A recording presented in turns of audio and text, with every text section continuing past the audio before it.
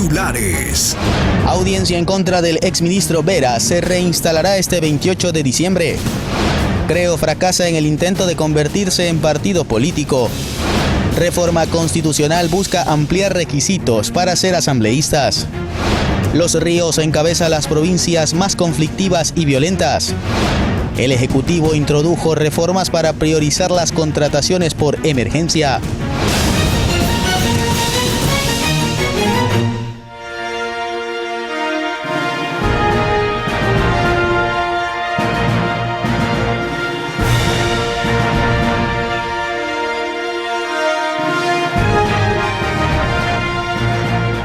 ¿Qué tal, amigos televidentes? Muy buenos días. Bienvenidos a Noticias Oro Mar. A partir de este 29 de diciembre del 2023, la Agencia Nacional de Tránsito, ANT, suspenderá por 2 semanas la actualización de datos vehiculares y requerimientos relacionados con matriculación vehicular, entre otros trámites. Pedro, buen día. Katy, televidente, según el organismo, la medida responde al cierre del sistema del Servicio de Rentas Internas SRI, siendo así que la atención se reanudará el 15 de enero de 2024 a escala nacional. Con esta información damos paso a Noticias Oro Mar, primera emisión. Aquí empezamos, mucha atención. La Fiscalía General del Estado pidió que se le dicte prisión preventiva al expresidente de la Judicatura, Wilman Terán, y al vocal Javier Muñoz por obstrucción de la justicia, pero el juez dará a conocer su decisión este jueves. Para este jueves 28 de diciembre a las 11 de la mañana está previsto que el juez a cargo del caso denominado Independencia Judicial dé a conocer las medidas cautelares que dictará a Wilman Terán, Maribel Barreno, Javier Muñoz y 4 funcionarios más del Consejo de la Judicatura por presunta obstrucción de la justicia. También solicitó medidas de protección para el magistrado Walter Macías, para la fiscal a cargo del caso y para él. Esto se dio luego de que la Fiscalía General del Estado les formulara cargos. Recordemos que se investiga un presunto abuso de facultades de Terán, los vocales del Consejo y sus funcionarios en el proceso disciplinario contra el juez Walter Macías, aunque en la investigación se menciona que este delito se habría cometido en 2 casos de connotación, en el caso Las Torres y en el caso Vocales. Anaí Vélez, Noticias Oro Mar. Por otra parte, el día de ayer inició la audiencia en la que se analiza la prelibertad del ex vicepresidente Jorge Glass, quien asegura que cumplió más del 40% de su sentencia de 8 años de prisión tras la unificación de sus penas. La jueza a cargo de Garantías Penitenciarias, Melissa Muñoz, quien inició con el tratamiento del pedido de prelibertad para el ex vicepresidente Jorge Glass, anunció que este jueves a las 3 de la tarde se reinstalará la diligencia. Para ello le solicitó al Centro de Rehabilitación Social de Pichincha número 2 que presente un informe de seguridad. Simultáneo a todo esto, el SNAI le presentó a un juez de Santo Domingo de los Sáchilas un pedido de revocatoria de las medidas cautelares autónomas, otorgadas el 28 de noviembre a favor de Glass, por el entonces juez Emerson Curipayo, quien hoy se encuentra en calidad de procesado en el caso Metástasis. Además, alega que dicha solicitud de revocatoria obedece al incumplimiento por parte del beneficiario respecto a las medidas impuestas por la autoridad judicial en referencia a su presentación de manera semanal en el Centro de Privación de Libertad del Guayas número 1. Cabe recalcar que al haberle concedido una medida cautelar, la condición en la que se encuentra es bajo libertad provisional, al considerarse que se previene, impide o interrumpe la violación de un derecho, y no bajo prelibertad, que es cuando el procesado ha cumplido con los requisitos y normas del sistema progresivo, desarrolla su actividad controlada por el régimen fuera del centro carcelario. Anaí Vélez, Noticias Oro Mar.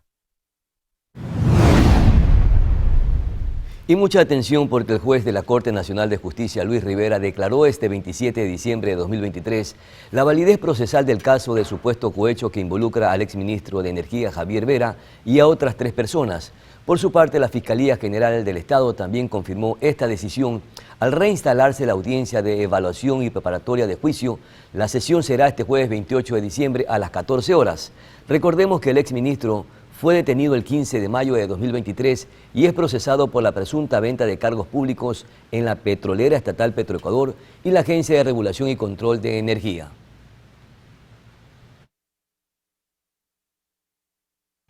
Cambiamos de tema. La Comisión Ocasional para el Tratamiento de Enmiendas de la Asamblea Nacional priorizará la propuesta para ampliar los requisitos para ser candidato a asambleísta. Las modificaciones incluyen que la persona que aspire a este cargo deberá tener probidad notoria y conocer los temas en territorio. Actualmente lo que se requiere es tener nacionalidad ecuatoriana, haber cumplido 18 años en el momento de la inscripción de la candidatura y estar en el goce de los derechos políticos.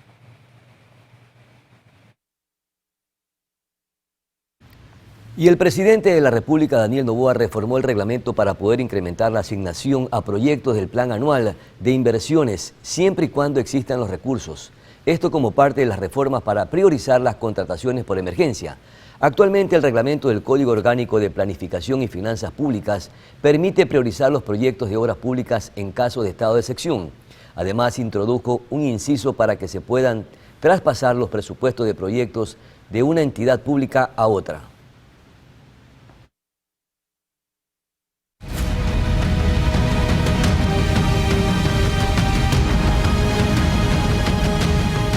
El Gobierno Nacional informó que el Plan Fénix ya está operativo en las zonas más violentas del país. Además, el presidente Noboa indicó que su gobierno ha reducido el 40% de las muertes violentas en Durán.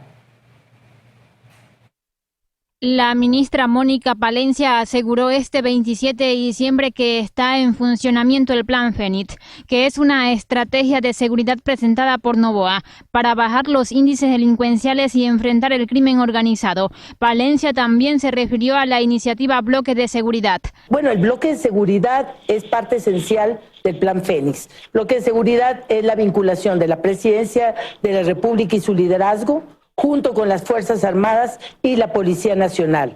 Estamos articulando acciones, ya se ha dado una primera operación Fénix, estamos en varias operaciones Fénix, en todos los puntos que se llaman zonas calientes. Además, especificó las zonas en las que están trabajando y otras disposiciones. El señor presidente de la República da una instrucción muy clara: no quiero un militar en ningún cuartel, quiero que salgamos a las calles. No se nos ve. Estamos en las zonas más calientes, esto es paulatino, Milton, no se da de la noche a la mañana, sí se está, ya tenemos resultados plausibles. ¿Cuáles son? Por ejemplo, en Machala le cuento a usted que de un 2.8 que teníamos de incidencia en homicidios, hemos bajado afortunadamente a un 0.5. En Durán también ha habido una baja. ¿Qué es lo que y significativa? De un 20.5 a un 13.7. Ahora bien, ¿qué es lo que acontece? Acontece que nosotros tenemos fuertes focos en 4 provincias localizados. Estoy hablando de Los Ríos en ese orden, estoy hablando de Guayas, de Manabí y de Esmeraldas, que hacen que nuestros índices sean muy altos en esas zonas. Y eso estamos atacando, son 18 zonas que tenemos que trabajar, principalmente las Fuerzas Armadas entran al tema de revisar la tenencia y porte de armas. En este mismo contexto, el presidente Noboa en la entrega del puente sobre el Río Blanco se refirió a la seguridad. En nuestros planes pilotos en Durán, asimismo en Machala, estamos teniendo una reducción significativa en violencia, en muertes violentas. Por ahí aparece un troll de la oposición, de alguna amiga que ni siquiera está viviendo aquí, en el Ecuador, diciendo, bueno, pues en mi barrio no se ha visto una mejora. Poco a poco lo iremos haciendo. Ya hemos reducido 40% las muertes violentas en Durán, un número similar también en Machala. Hemos tenido varios operativos en Esmeraldas, en el cual se han capturado más de 400 personas, miembros de GD2. Asimismo, la ministra Palencia anunció que en relación a la construcción de las 2 nuevas cárceles, está previsto que la primera piedra de uno de estos penales sea puesta el 12 de enero de 2024. Belén Mendoza, Noticias Oromar. Mientras tanto, la ministra de Gobierno, Mónica Palencia, reveló que desde el 26 de diciembre el actual Centro de Inteligencia Estratégica, o CIES, ya tiene un nuevo director, quien según la Secretaría de Estado deberá convertir al CIES en una agencia nacional de inteligencia, es decir, el objetivo es lograr un sistema de inteligencia en ámbitos tácticos y operativos. Además, el CIES también ingresará un general retirado de la Policía Nacional y que trabajará con el nuevo director para el proceso de transición del organismo, que actualmente se encarga de anticipar y alertar sobre hechos que puedan atentar contra la seguridad y soberanía. Asimismo, se conocieron otros nombramientos. Para aquellos se emitieron 2 decretos la mañana de este miércoles. Se nombró a Ana Cristina Avilés como delegada presidencial para que presida el Comité de Deuda y Financiamiento, mientras que se designó también a la delegada para la Agencia de Aseguramiento de la Ciudad de Servicios de Salud, ACES. En otro contexto, autoridades invitadas a la Comisión de Régimen Económico expusieron la creación del Comité de Coordinación contra el Lavado de Activos y sus delitos precedentes, la financiación del terrorismo y la proliferación de armas de destrucción masiva, CONCLAF. También se trataron las funciones de la Unidad de Análisis Financiero, sujetos obligados, supervisión, procedimiento sancionador y sanciones, entre otros temas. Esto debido a las amenazas relacionadas con el narcotráfico, corrupción, evasión fiscal y contrabando en varios casos a través de empresas de papel que generan o simulan actividades.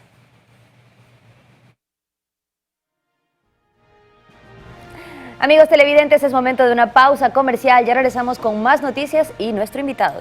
Y precisamente con él estaremos conversando sobre el alza del salario básico unificado de $10. Y se trata de Nelson Erazo, presidente nacional del Frente Popular. Ya regresamos de inmediato.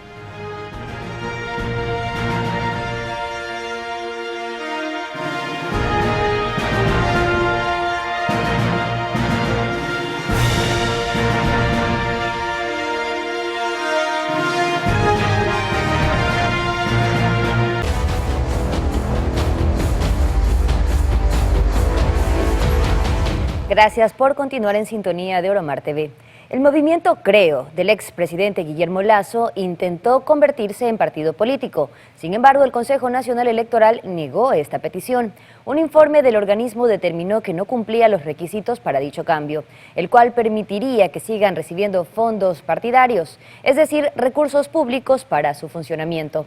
Creo solicitó convertirse en partido después de no tener resultados favorables en las últimas elecciones seccionales y tampoco presentar candidatos en las presidenciales y legislativas del agosto pasado. El Ministerio de Trabajo asegura que heredó un sistema tecnológico obsoleto y sin mantenimiento. Como parte de las acciones para solventar los inconvenientes, la cartera de Estado emitió varias disposiciones. Durante varios días, la página del Ministerio de Trabajo ha presentado problemas. No se ha podido ingresar al enlace web. Frente a esto, la cartera de Estado en días pasados informó sobre un mantenimiento nacional del sistema informático. Desde el Ministerio de Trabajo se ha indicado que elaboran 24 horas con la intención de solucionar los problemas heredados. Además, una auditoría formaría parte del proceso para determinar los responsables y los daños ocasionados por el descuido del sistema. Bajo este contexto, la cartera de Estado emitió este miércoles 27 de diciembre una resolución ministerial como parte de las acciones implementadas para solventar los inconvenientes. La misma dispone la suspensión de términos y plazos en los procedimientos para las direcciones regionales de trabajo y servicio público y sus delegaciones para no interrumpir los servicios de elaboración y registro físico de documentos como actas de finiquito, contratos de trabajo y otros. Además, las multas que podían generarse producto de la falta de registro de información no serán consideradas desde el periodo del 15 de diciembre de 2023 hasta que los sistemas informáticos se encuentren operativos. También es importante tener en cuenta que durante los días de suspensión de la presente resolución se receptarán las denuncias laborales en las direcciones regionales de trabajo y servicio público del Ministerio de Trabajo y sus delegaciones a través de la dirección electrónica denuncias@trabajo.gov.es. Para el caso de la emisión de certificados de no impedimento, se emitirá la resolución correspondiente que permita suplir este requisito legal con otro medio alternativo de excepción. Según la autoridad, están en colaboración con el Ministerio de Telecomunicaciones y la Corporación Nacional de Telecomunicaciones, con la intención de resolver los problemas. María José Pino Argote, Noticias Oromar. Ahora nos trasladamos a Cuenca, donde la atención de los pacientes oncológicos derivados del Ministerio de Salud Pública y del IES a Solca se agudiza. Esto debido a las deudas impagas. Yo me pregunto si también ha llegado el centralismo a este nivel. ¿Se paga solamente a Guayaquil y Quito? Como siempre, dejando a un lado y olvidándose de la provincia de La Azuay y de la ciudad de Cuenca. Si es que esto sucede, es una barbaridad. Es la duda del director de Solca Núcleo Azuay. Esto a raíz de que el principal del IES a nivel provincial informara de la derivación de pacientes oncológicos a Quito y Guayaquil. En total, la deuda que mantiene el Ministerio de Salud y el Seguro con Solca Azuay supera los 15 millones de dólares. El Ministerio de Salud nos debe 9.425.308,27 centavos hasta octubre. Posiblemente hasta diciembre va a sobrepasar los 10 millones de dólares. Y el Seguro Social, hasta octubre también, tiene una deuda de 6.652.690 dólares con 63 centavos. También hasta diciembre esta deuda seguramente llega ya a los 8 millones de dólares. Un hospital en general es una institución que necesita innumerables recursos, no solamente para pagar empleados, eso es un porcentaje, pero los insumos necesarios para tratar a las personas enfermas. Pese al déficit, el hospital no ha suspendido el tratamiento a pacientes derivados. Mientras tanto, la casa asistencial se abastece con otro tipo de recursos. Tenemos ingresos por la atención de nuestros pacientes, la autogestión, una parte por el impuesto que nos toca de las operaciones de crédito a nivel nacional, que a Solca Cuenca le toca un 10%, aproximadamente son entre 500 y $1 millón mensuales de cada institución por la continuación de la atención de estos pacientes. A decir de Alvarado, toda la documentación fue presentada para la entrega de los valores.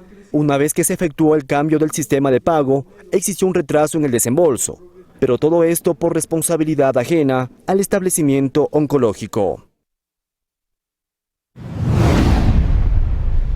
La empresa pública de electricidad informó este 27 de diciembre de 2023 que realizará un mantenimiento en la subestación Pascuales, por lo que habrá cortes de luz en las provincias de Guayas y Los Ríos. Los apagones serán entre las 2:30 y las 10 de la noche del 31 de diciembre, es decir, se suspenderá el servicio durante 7 horas y media según el comunicado emitido por CENEL. Estos trabajos garantizan la continuidad y la confiabilidad del suministro de energía eléctrica. Cabe recordar que estos cortes de luz son puntuales y se dan en medio de las fechas en las que el gobierno suspendió el racionamiento de este servicio básico, al menos temporalmente.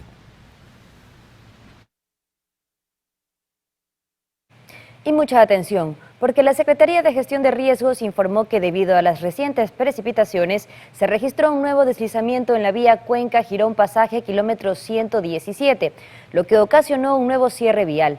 La Comisión de Tránsito del Ecuador informó sobre un vehículo afectado con caída de material. En este sentido, el Ministerio de Transporte y Obras Públicas confirmó que se retomarán los trabajos de limpieza cuando mejoren las condiciones.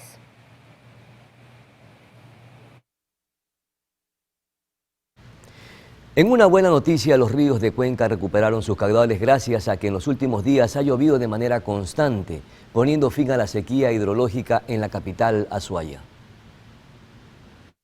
Los más de 10 días de lluvias continuas cambian el escenario en Cuenca, que contabilizó 118 días de sequía hidrológica y que ahora pone fin a esta fase, considerada la más larga desde que se tienen registros. Las precipitaciones, que han sido constantes desde el 14 de diciembre, hicieron que los caudales de los ríos vuelvan a la normalidad. El río Tomebamba, por ejemplo, que durante la sequía registraba un caudal inferior a 1 metro cúbico por segundo, actualmente cuenta con un caudal de 21 metros cúbicos por segundo. Una vez conseguida dicha estabilidad en los afluentes de la capital Azuaya, la empresa municipal de agua y telecomunicaciones Etapa anunció oficialmente el fin de la sequía y pidió a la ciudadanía que ahorre y proteja este recurso vital. Por su parte, el Instituto Nacional de Hidrología y Meteorología, INAMI, pronostica lluvias de variada intensidad y con tormentas eléctricas al norte e interior de la región litoral, en la Amazonía y el Callejón Interandino. Estas precipitaciones beneficiarían también al sector eléctrico, puesto que ayudarían a mantener los embalses de las principales hidroeléctricas. En este contexto, la ministra de Energía, Andrea Arrobo, señaló que de acuerdo al manejo de los reservorios, se evaluará durante la primera semana de enero de 2024 la continuidad de los apagones en el país. Los cortes de luz fueron suspendidos desde el 19 de diciembre de 2023 hasta el 1 de enero de 2024. Tania Loor, Noticias Oromar. Y el puente sobre el Río Blanco en la vía Calacalí-La Independencia fue inaugurado por el Ministerio de Transporte y Obras Públicas, luego de que colapsara el pasado 18 de marzo por las fuertes lluvias. 9 meses después del colapso del puente sobre el Río Blanco, en el que fallecieron 2 personas, el Ministerio de Transporte y Obras Públicas inauguró la infraestructura. Empleó 90 plazas de trabajo directas, 300 indirectas, pero mucho más que eso, está volviendo a unir 3 provincias en una fecha clave por el tema turístico. El presidente Daniel Noboa también asistió a la inauguración. Agradecer de una manera especial, y en este caso en particular al Cuerpo de Ingenieros del Ejército, que han tenido no solo la labor técnica y la ejecución de la obra, sino también la valentía de en zonas muy difíciles poder trabajar, en zonas donde muchos contratistas no quieren entrar, y esta no es solo la obra. Hay muchas obras en todo el país en el cual ningún contratista ha querido entrar a trabajar. Este puente permite la conectividad vial a las provincias de Santo Domingo de los Áchilas, Pichincha y Esmeraldas. Es una arteria principal, la vía Calacalí-Río Blanco, que tiene 157 kilómetros más el puente. Quiero aprovechar para comentarles que estoy muy satisfecha con el avance de la vía Calacalí-Río Blanco. Como ustedes saben, estamos interviniendo. Nuestra meta son aproximadamente 46 kilómetros con nueva carpeta asfáltica. Estamos en el 50% de avance de la obra y estoy segura que hasta septiembre, como verse el contrato, estaremos entregando esta obra. La inversión para esta infraestructura fue de $4 millones y cuenta con 125 metros de largo. Además, permite el cruce de 3.000 vehículos y 1.500 personas a pie. Anaí Vélez, Noticias Oromar.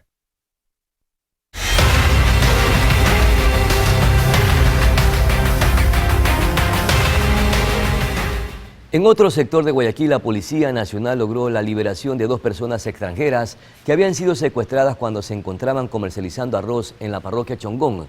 En el operativo se detuvo a varios sujetos implicados en el hecho. Entre los indicios se encuentran un celular y un vehículo, el cual habrían utilizado para cometer el delito.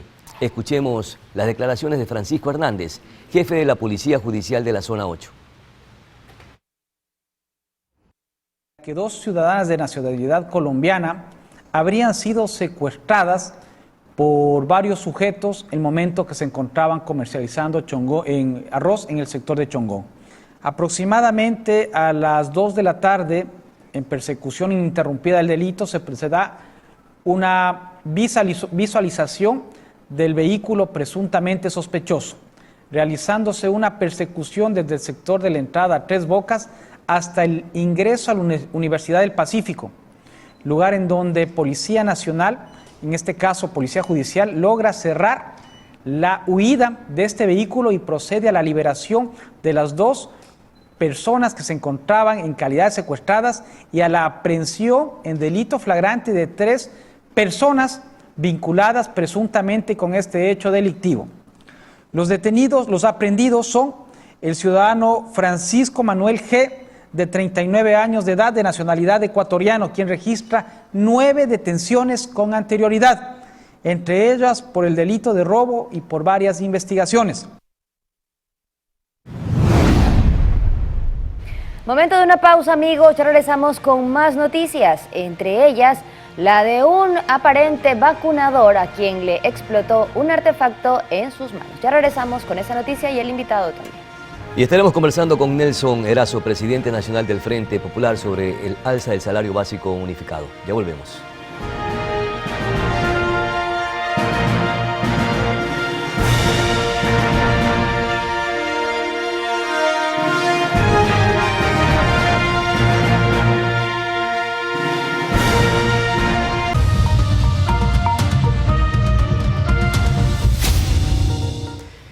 Ya nos acompaña Nelson Erazo, él es presidente nacional del Frente Popular y precisamente vamos a conversar con él sobre el alza del salario básico unificado. Y es que el grupo de empresarios que se reunió precisamente con los trabajadores o las organizaciones de trabajadores no lograron definir el alza de este salario básico unificado y el Ministerio de Trabajo tuvo que hacerlo directamente en $10.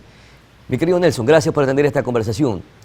¿Cuánto aporta o cuánto afecta estos $10 en aumento, en alza, con respecto al salario básico unificado para los trabajadores? Bienvenido. Muy buenos días, Pedro. Muchas gracias por la invitación. Efectivamente, el incremento fijado por la ministra de Trabajo por decisión del presidente de la República evidencia en los hechos los acuerdos que siguen existiendo entre el sector empresarial y el gobierno nacional. Una vez más, se ha castigado el bolsillo de los trabajadores y sus familias, se han burlado de las necesidades de los hogares ecuatorianos, quienes han visto en su gran mayoría que el incremento del salario básico unificado no recoge las aspiraciones de los diversos sectores sociales. Más aún, mi estimado Pedro, cuando dicho incremento solamente sería para cerca de 300,000 trabajadores, más de 1.600.000 trabajadores quedan congelados sus sueldos y salarios. En el sector público, por 10º año, un nuevo congelamiento salarial, lo que evidencia que la situación crítica de los hogares ecuatorianos va a seguirse profundizando como consecuencia de la falta de capacidad de consumo, de la falta de capacidad de adquisición del salario de los trabajadores.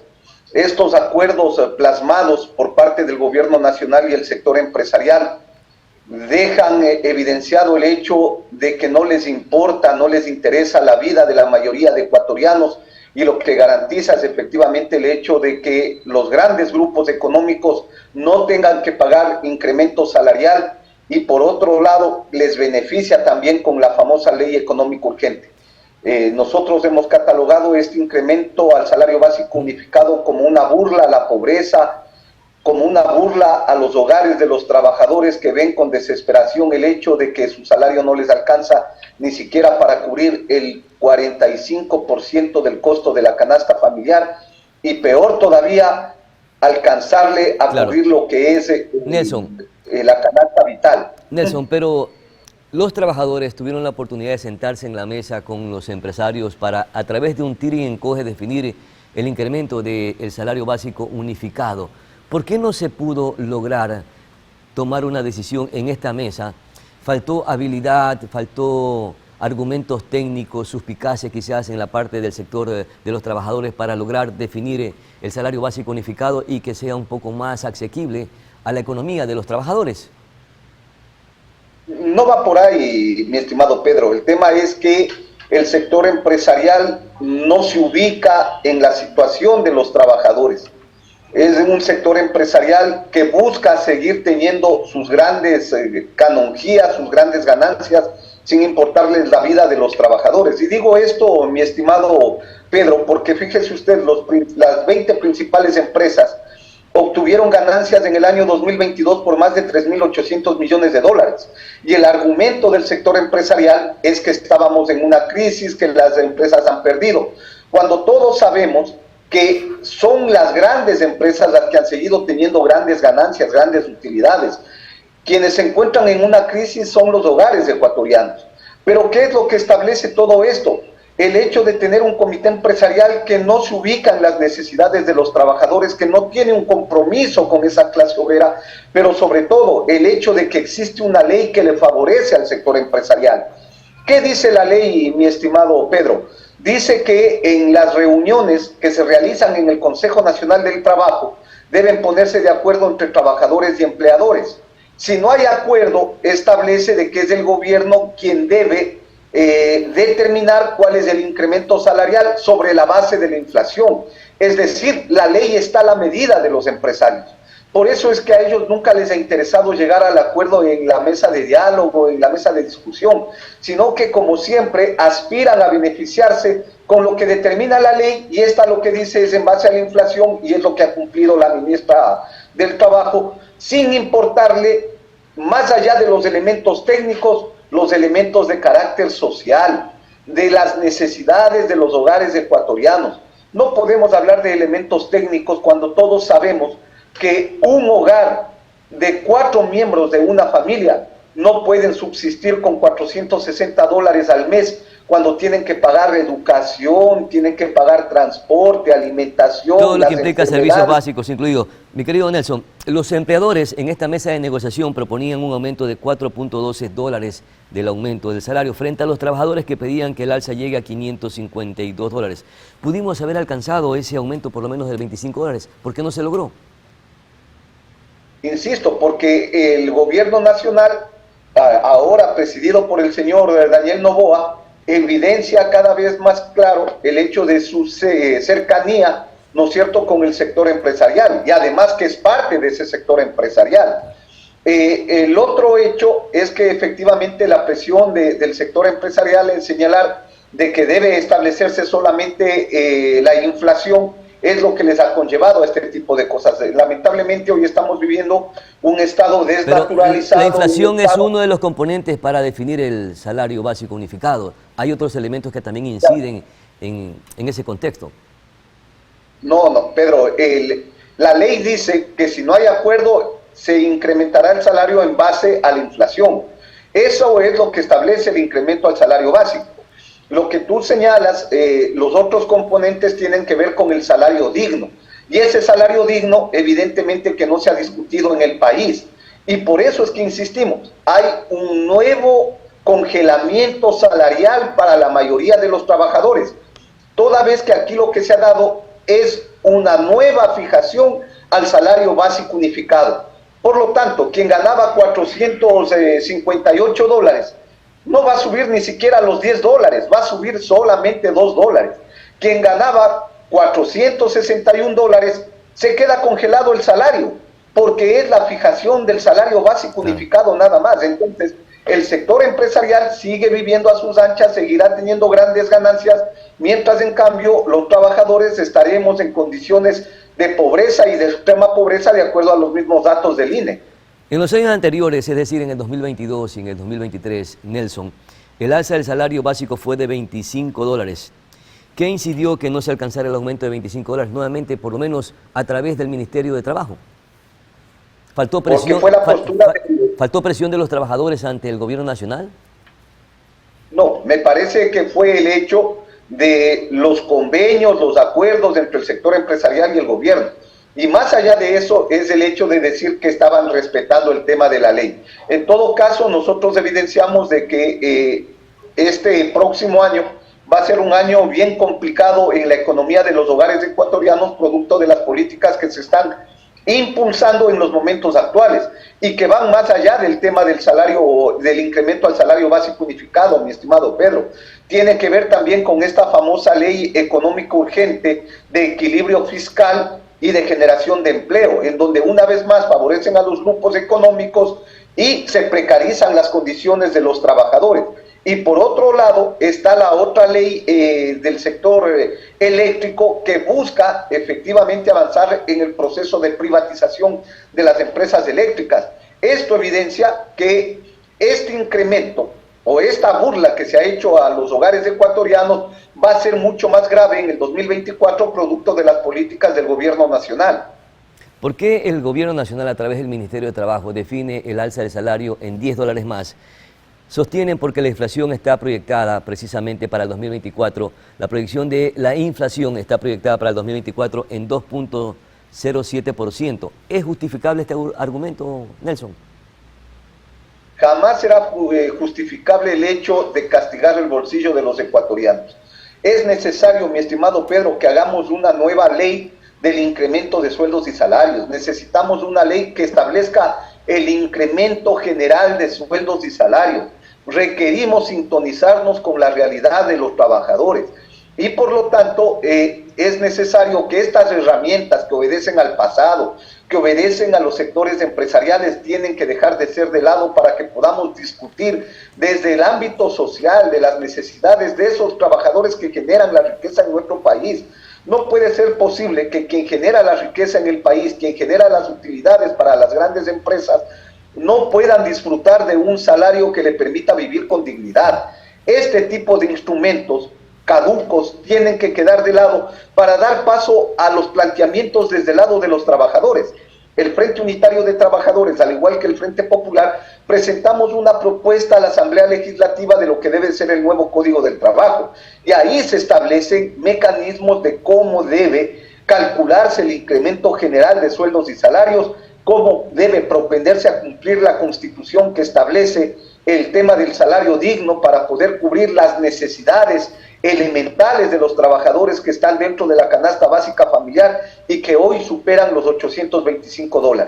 Algunos sostienen que el sueldo debe ser proporcional y otros que faltaron estudios técnicos precisamente para determinar el alza del salario básico. ¿Hacia dónde nos conduce a los ecuatorianos este aumento de $10 al salario básico unificado? A situaciones mucho más graves, mucho más preocupantes, mi estimado Pedro. Es evidente que lo que se dio en los últimos días del mes de diciembre o a mediados de diciembre castiga el bolsillo de los hogares ecuatorianos. Y digo que castiga el bolsillo de los hogares ecuatorianos porque efectivamente la calidad de vida se ha deteriorado de esos trabajadores, porque esos trabajadores no pueden cumplir con sus anhelos de cambio, y más aún cuando ahora se propone dentro de la famosa ley económica urgente ir a una reforma laboral que tampoco resuelve las condiciones de pobreza de esos hogares, sino que va a seguir garantizando el tema de los ingresos de los sectores empresariales y se precariza la mano de obra como tal. En todo caso, nosotros vemos con mucha preocupación estas cosas porque creo que hay que dejar de lado estos temas del tecnicismo, mi estimado Pedro. Hay que hablar desde la realidad social. Claro. No puede ser posible que, como señalábamos, las principales empresas tengan utilidades de $3.800 millones en el año 2022 y ahora se nieguen a incrementar sueldos y salarios para los trabajadores. Pero también hay empresas pequeñas que tienen que fajarse para poder cumplir con los trabajadores, mi querido Nelson. Quedo muy agradecido por sus orientaciones y sus aportes sobre este tema que es bastante importante para los ecuatorianos. Muchísimas gracias, Nelson. Muy amable, muy gentil. Vamos a nuestra pausa. Vamos a nuestra pausa. Vamos a nuestra pausa publicitaria. Ya retornamos de inmediato.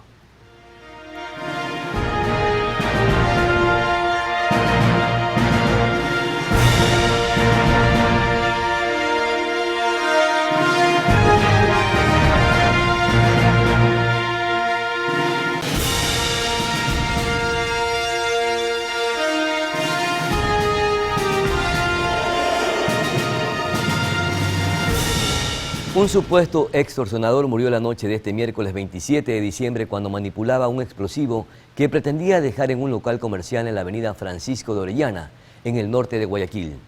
Este suceso quedó registrado en una cámara de seguridad del sector, donde es posible apreciar cuando un sujeto se baja de un vehículo y se acerca a un local comercial con el detonante. Finalmente, cuando intenta encenderlo, el artefacto explota y se ve una nube de humo. El comandante de la policía en la zona 8, Víctor Herrera, confirmó que el ciudadano murió cuando manipulaba un taco de dinamita de fabricación industrial, de los que se usan en la minería. La víctima quedó desmembrada y no pudo ser reconocida.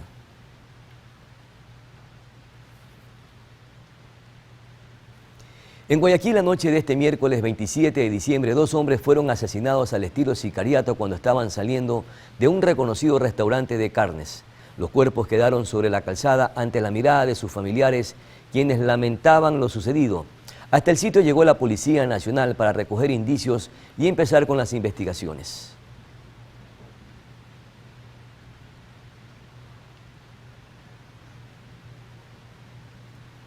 Y pasamos a la provincia de Manabí, específicamente al Cantón Manta, donde siguen aumentando las muertes violentas. La tarde de este miércoles 27 de diciembre, un hombre fue asesinado al interior de su vivienda en el sector de Los Geranios. La víctima mortal fue identificada como Diego Moncayo. Sus victimarios ingresaron hasta su casa y le propinaron varios impactos de balas. Recordemos que del mismo modo, un hombre fue asesinado la tarde del martes en el barrio Santa Lucía. A este lugar llegaron personal especializado de la Policía Nacional y la fiscal de turno para tomar información que ayude a esclarecer este crimen. En lo que va del año, el distrito Manta registra 310 muertes violentas. Una muerte violenta, se han recogido 7 indicios aproximadamente balísticos, se está haciendo el respectivo levantamiento de cadáver, el respectivo levantamiento de información en el sector. Esto comprende pues cámaras y testigos. Sí tiene algunas causas durante los años 2014, 2016. ¿Qué dicen? ¿En qué circunstancias? Aparentemente estaba haciendo un año viejo cuando llegó una motocicleta con 2 ocupantes y procedieron a dispararle. Y un local de venta de celulares ubicado en La Garzota fue visitado por los delincuentes este miércoles 27 de diciembre. La banda de antisociales, conformada por 3 hombres y una mujer, cometieron el robo en menos de 30 segundos. Como se puede observar en las imágenes, los ladrones se encontraban fuertemente armados.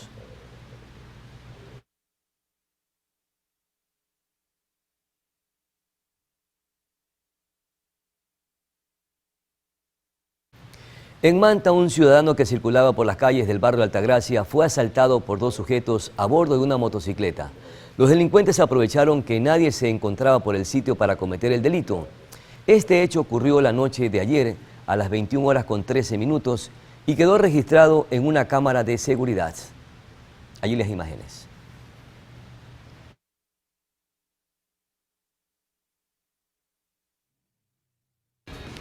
Y con la información deportiva estamos llegando prácticamente a la parte final de este noticiario. A todos ustedes, muy amable por la atención dispensada.